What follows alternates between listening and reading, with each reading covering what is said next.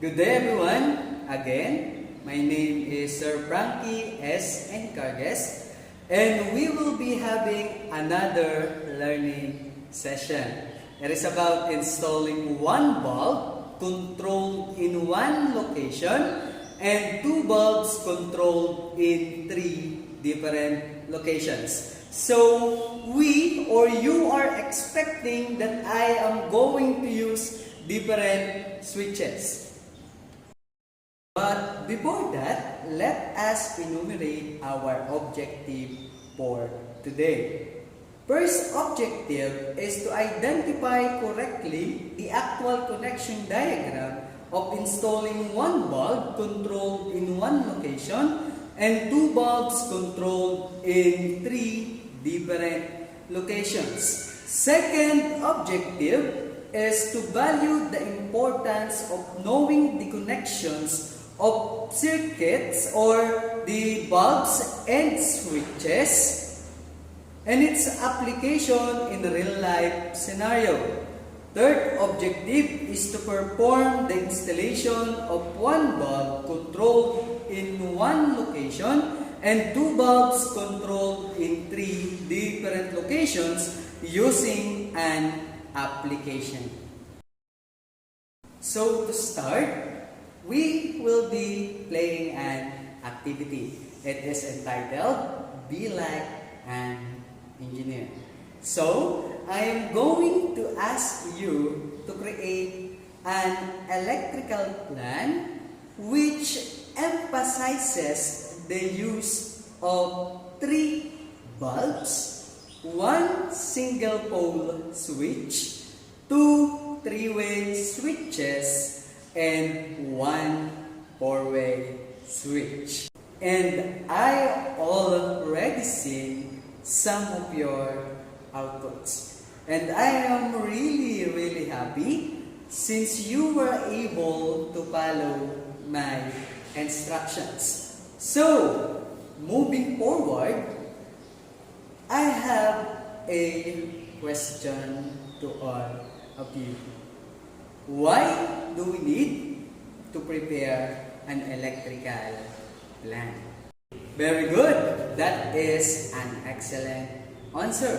So the reason why we have to prepare an electrical plan is for us to be able to identify where are we going to locate the switches and bulbs as planned in your proposal. And now, I am going to discuss the different types of switches. So, this is what we call a single pole switch.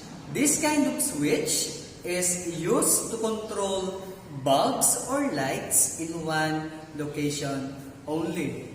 So, as you can see, a single pole switch is consisting of 4 holes. And this hole is what we call common terminals. I have here a schematic diagram of a single pole switch controlling a bulb. From line 1, terminal, it is connected to terminal 0 of single pole switch. And terminal number 1 of single pole switch is connected to the terminal of the bulbs. And the other terminal of the bulbs is connected to line 2.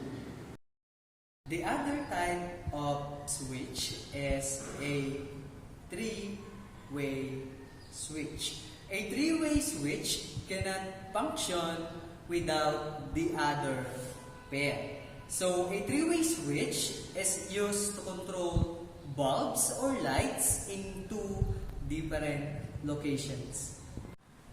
So, a three-way switch or single pole double throw switch is consisting of 3 terminal. Terminal 1 is, or terminal 0 rather, is a common terminal, and terminal 1 and 3 are the traveler terminal. For the three-way switch, I have here a schematic diagram.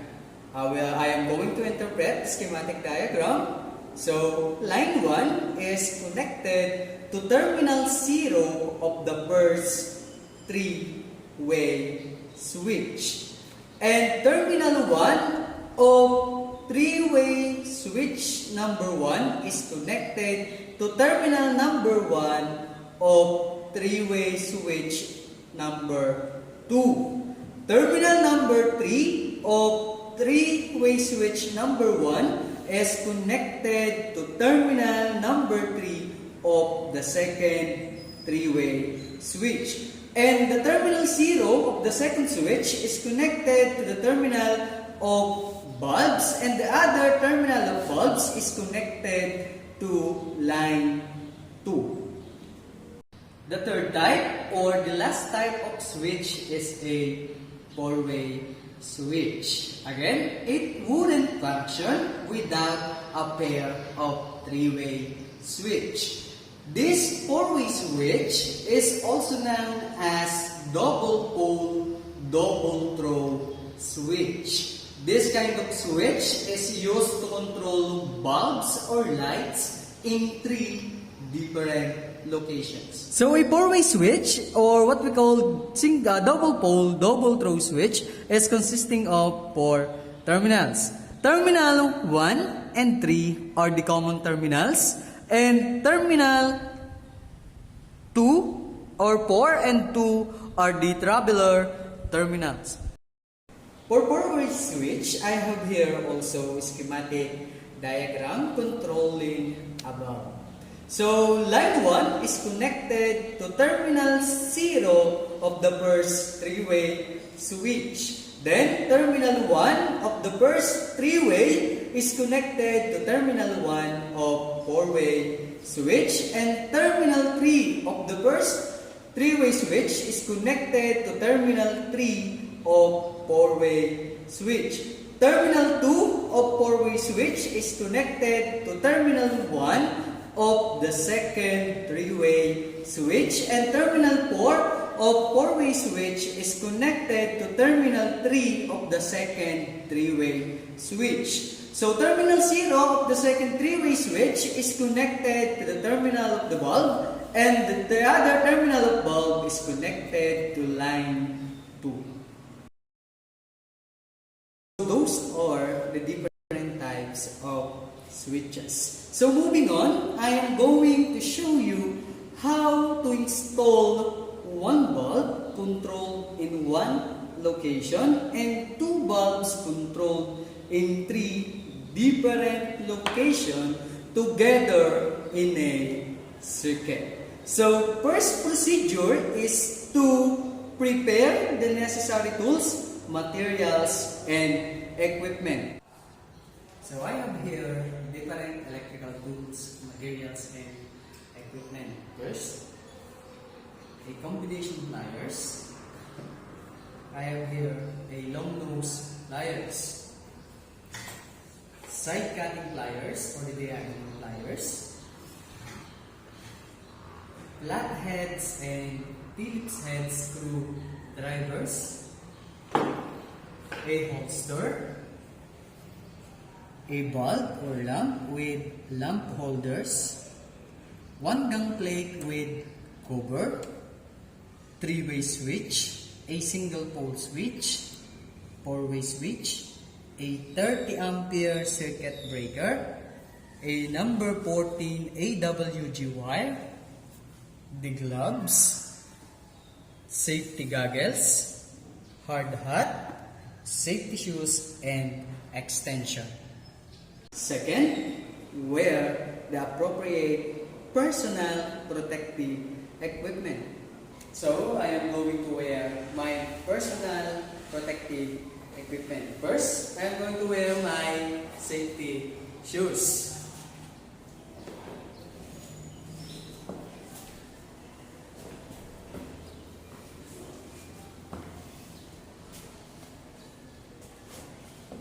Second is my hard hat.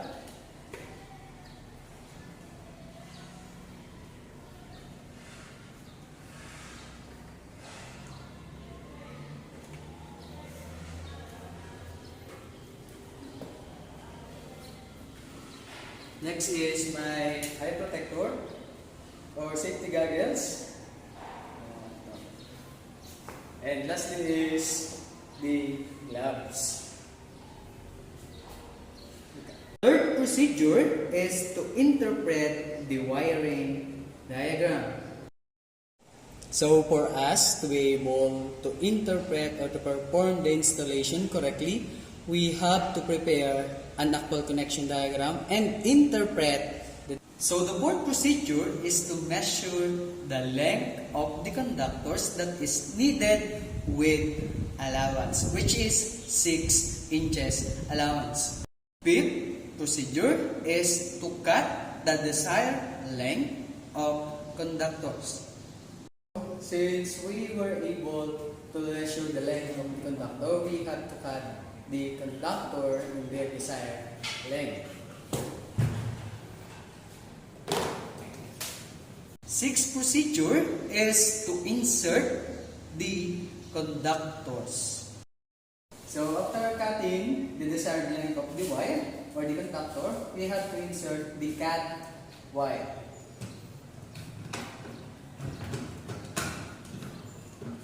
So as you can see, I were able to insert all the conductors in different junction boxes and utility boxes. Seventh step is to cut or to remove the insulator of the wires. So in removing the insulator of the wire, we are going to use 2 pliers. In my case, I use with different 2 pliers like long nose pliers and combination pliers. It's up to you if you are going to use a crimping pliers or crimping tool or the other tools that will help you remove the insulator of the wire. So for me, I am comfortable with these 2 types of pliers. So in removing, you have to cut length or the 6 inches allowance for the conductors or wire. This one. 8 is to connect the splices conductors. So in splicing or joining the splices, we are going to use another 2 sets of or 2 pairs of pliers. Since we were able to interpret the wiring diagram, we have to find the line 1 first and the line 2 for the bulb. Line 1 is connected to terminal 0 of single pole switch. So this is the line 1 as a supply. So this is again for supply and for the terminal of switch 1 or single pole switch.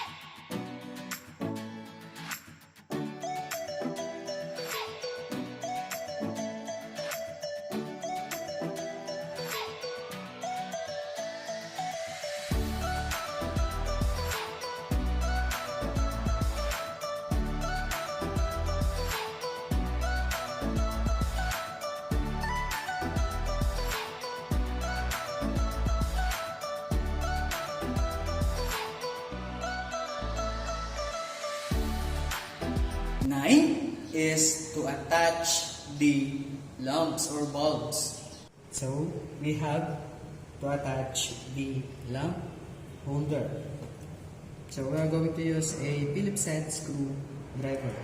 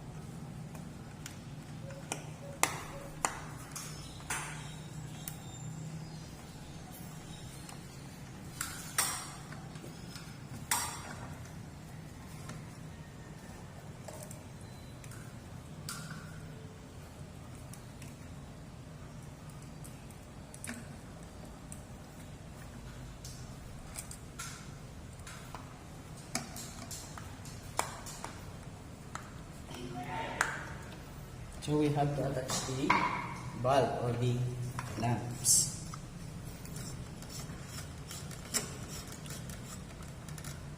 Then is to check the continuity of the circuit using a multi-tester. It is up to you. You are going to use digital or analog multi-tester. So in checking the continuity of the circuit, we are going to use a multi-tester. Just like with electronics, they have to identify if each component of electronics are working or not through the use of a multi-tester. Just like with the electrician. So in checking the continuity, we are going to set the tester in buzzer or in continuity testing, since I am using a digital tester. If there is a number exists in the screen, it means that the circuit is working. If we turn on the switch and if we turn off the switch, it should be like this one. Okay? So we are going to check the continuity of the circuit. So I am going to press the turn on. I am going to turn on the switch or the single pole switch. As you can see, there is a number. If I am going to turn off the switch, it should be the 0 line. Okay? So now I am going to check the first three-way switch. So as you can see, there is a number. If I am going to turn off in four-way switch, as you can see, there is a 0 because it is in a off state. Then I am going to turn on again in the third or the second three-way switch.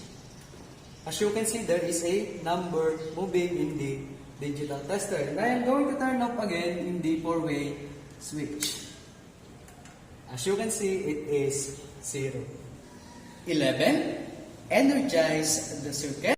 So now, the installation is complete. We are going to energize the circuit.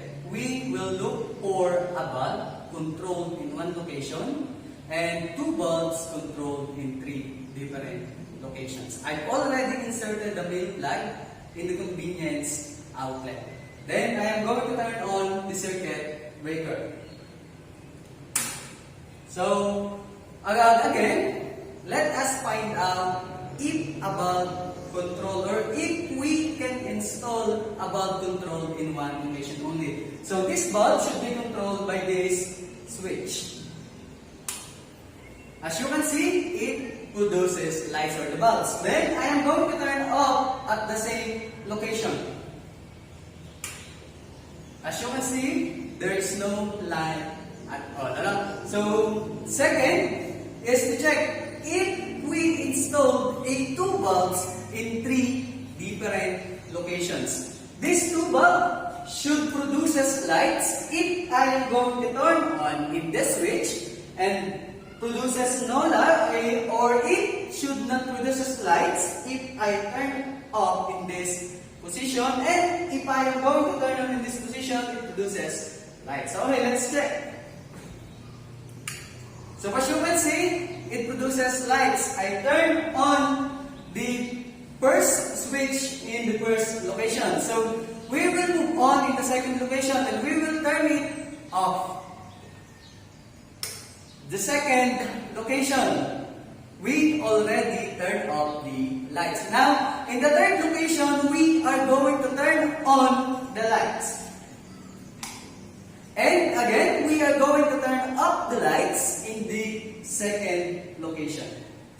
So as you can see, we installed bulb controlled in one location through the use of a single pole switch and two bulbs controlled in three different locations by using two three-way switches and one four-way switch. So since we are done with the installation of one bulb controlled in one location and two bulbs controlled in three different locations using different switches. Now, the last part, as electricians or any professions who are performing industrial activities, in the last part of their job, they have to do good house Okay, I will show you how I am going to clean my work area or workplace.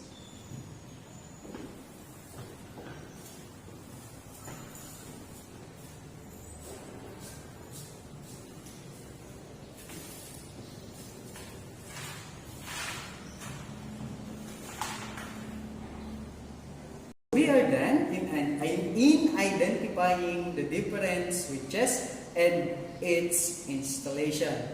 So to deepen your understanding or to practice of what you have learned, let us play a game. It is entitled Practice Actually. So I have here a pictorial diagram. All you have to do is create an actual connection diagram of it. Once you are done, you may take a picture of it and send your output in my email account.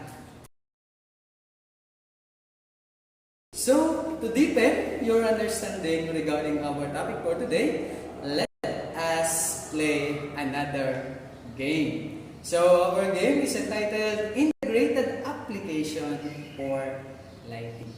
So, here, you are going to create an actual connection diagram without the traditional one, which is you are going to use pencil and bond paper. In this activity, we are going to use an application. So the application that we are going to use is what we call Installer. First, I am going to show you how are we going to use this kind of application. Paano nga ba natin gagamitin ang application na Installer? Kung kayo ay wala nito sa cellphone, ay maaari kayong mag-download sa Google Play. At kung kayo naman ay mayroon na nito, buksan ito sa pamamagitan ng pagpindot sa icon ng application. Sumunod, makikita nyo ang ibang lingwahe at ang wikang English sa taas na parte sa gawing kanan ng inyong cellphone. Pindutin lamang ang watawat ng Amerika at pindutin ang electrical installation. Sumunod, napipindutin natin ay ang lamp triggered by a single pole switch. Ito ay isang halimbawa kung papaano tayo magkakabit ng ilaw kasama ang isang switch. Pagkatapos nating mabuksan ay pipindutin natin ang button na Go to the Game. Pagkatapos, makikita nyo na ang buong circuit sa inyong cellphone. Papaano natin mapapailaw ang isang bumbilya gamit ang single pole switch? Titigan ng inyong cellphone at ang circuit, pindutin ang box sa taas na parte or yung may face na pangalan. Ang sumunod ay i-connect natin ang face or yung line wire papunta sa switch sa pamamagitan ng pagpindot sa box ng unang switch. Sumunod, pindutin ang box o yung padalawang box ng switch at i-connecta sa unang box ng lamp. May makikita kayong linya na kulay pula na nagsasabi na sila ay connecta na. Sumunod, upang makumpleto ang sirkito, i-connect natin ang ikalawang box ng bumbilya doon sa neutral line or neutral box at makikita nyo ang linyang asul. Ngayon, kailangan nating malaman kung nakapag-connect nga tayo ng tama. Upang malaman, pindutin natin ang switch. Ayan, kung inyong makikita, umilaw ang bumbilya at may ilang option na lalabas. Ito ay yung next o continue. Kung continue ang pipindutin natin, maaari pa nating patayin ang bumbilya, maaari pa nating buhayin. Ito ang paraan kung papaano gagamitin ang installer. Sumunod, kung sakali na dadagdagan natin ang bilang ng switch, ay pipindutin lang natin ang option na nasa baba ng restart. Ayan, Ayan, makikita nyo ang switch, ang outlet at ang bumbilya. Sumunod, kung pipindutin ulit natin, ay lalabas pa ang iba, dalawang ilaw, dalawang switch. Sana ay may nakuha kayo upang malaman kung paano natin gagamitin ang application na Insteller. Muli, maraming salamat. For your last activity, you are going to answer word by word.